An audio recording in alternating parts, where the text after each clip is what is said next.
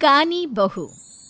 किशोरी लाल जी के बेटे राघव की शादी की बात जगह जगह चल रही थी, लेकिन किशोरी लाल जी को कोई लड़की पसंद ही नहीं आती थी। और उसकी एक ही वजह थी, किशोरी लाल जी का लालची होना।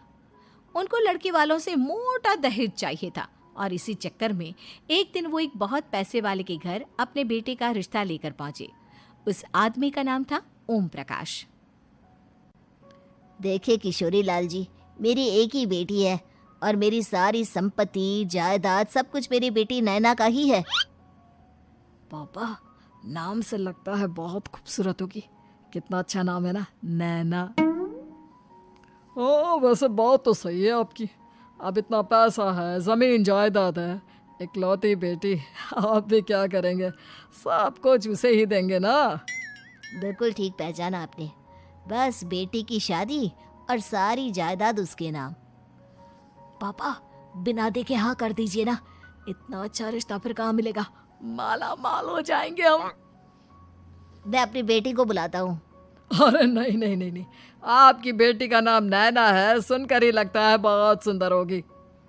रहने दीजिए अंकल, मैं तो आपकी बेटी के नाम से ही इतना खुश हो गया हूँ कि उसे बिना देखे शादी करने को तैयार हूँ। अब तो मैं उसका चेहरा सीधे शादी के बाद ही देखूंगा। और इस तरह राघव नैना का चेहरा नहीं देखता और उससे शादी कर लेता है। शादी के बाद अपनी सुहाग रात पर जब राघव नैना का घूंघट उठाकर देखता है तो नैना की आंखें बंद थी। कितनी खूबसूरत हो तुम नैना, जरा अपनी आंखें खोलकर मेरी तरफ देखो तो सही। नहीं, मुझे शर्म आती है। अरे, मैंने तुम्हें शादी से पहले भी नहीं देखा, और अब अगर तुम आंखें खोलकर मुझे देखोगी भी नहीं तो मुझे अच्छा कैसे लगेगा?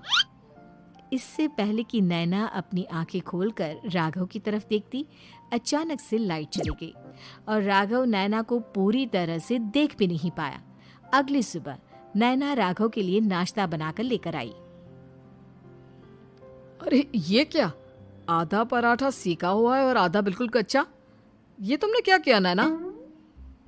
बहू, तुमने क्या आधा पराठा तवे से नीचे लटका कर रखा था, जो आधा सिका है और आधा कच्चा?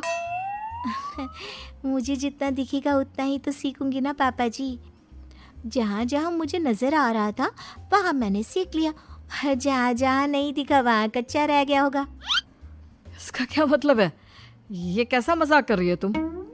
अरे बहू, तुमने इतना लंबा घूंघट क्यों लगाया हुआ है? देखो, हमारे घर में बहुओं को बेटी की तरह रखा जाता है, और फिर तुम तो इतना सारा माल लेकर आई हो। देखो, ये घूंघट डालकर रखने की कोई ज़रूरत नहीं है। हाँ नैना, पापा जी ठीक कह रहे हैं, तुम तो आराम से रहो, अपना ही घर समझो। नैना अचानक से अपना घूंघट उठा लेती है। अरे ये क्या पापा, नैना की तो एक आंख फूटी हुई है। नाम से नैना, लेकिन ये तो कानी बहू निकली। मेरे साथ धोखा हुआ है, धोखा। बिना दिखाए अपनी कानी लड़की मेरे संग ब्याह दी। मुझे कानी बीवी नहीं चाहिए। मुझे अभी ओम प्रकाश जी से बात करनी पड़ेगी। आखिर उन्होंने मेरे साथ ऐसा किया क्यों? अरे, आप लोगों ने ही तो पापा से कहा था कि आप लोग शादी से पहले मुझे देखना नहीं चाहते। अब मेरे पापा पर क्यों इल्जाम लगा रहे हैं? अरे लेकिन उन्हें बताना तो चाहिए था ना कि तुम कानी हो, एक आंख से तुम्हें दिखाई नहीं देता। किशोरी लाल और राघव नाराज होकर ओम प्रकाश को अपने घर बुलाते हैं। पापा जी, ये आपने क्या किया?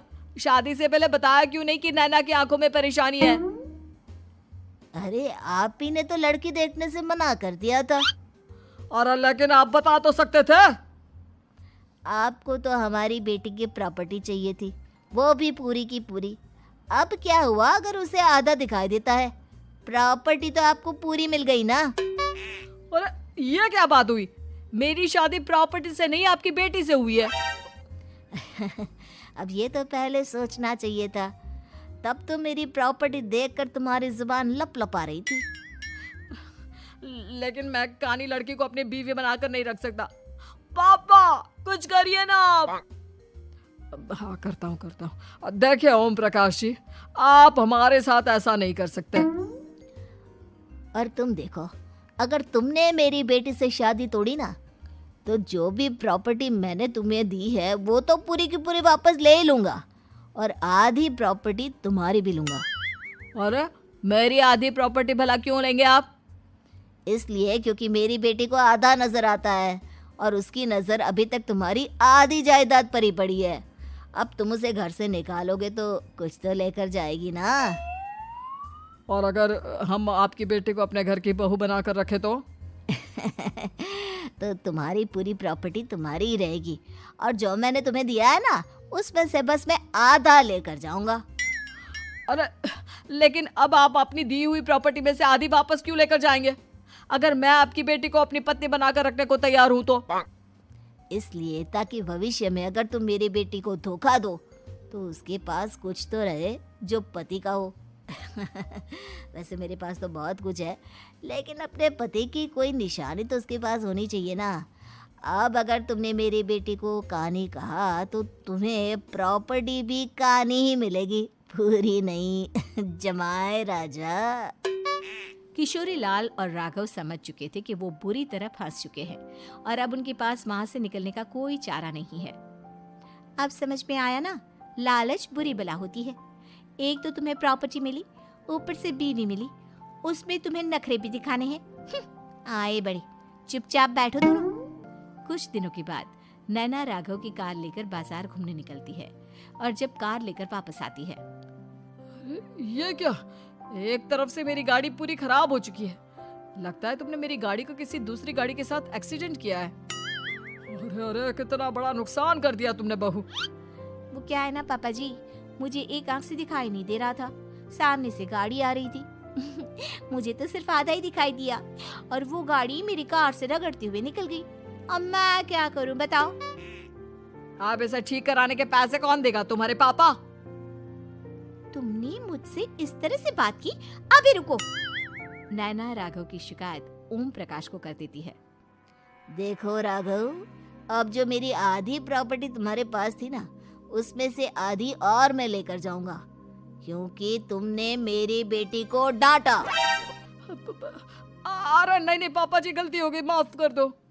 गलती की तो कोई गुंजाइश ही नहीं। अगली बार मेरी बेटी को डांटा तो बची हुई आधी में से आधी और ले जाऊंगा। लालच के चक्कर में हम दोनों ने बहुत बड़ी गलती कर दी बेटा। एक तो तुम्हें कानी बहू मिली और ऊपर से जो माल मिला वो भी काना। इस तरह राघव की हर एक गलती पर ओम प्रकाश उसकी प्रॉपर्टी का आधा आधा हिस्सा लेकर अपना सारा माल वापस ले गया और राघव को कानी बीवी से काम चलाना पड़ा। भाई लालच वाकई में बुरी बला है।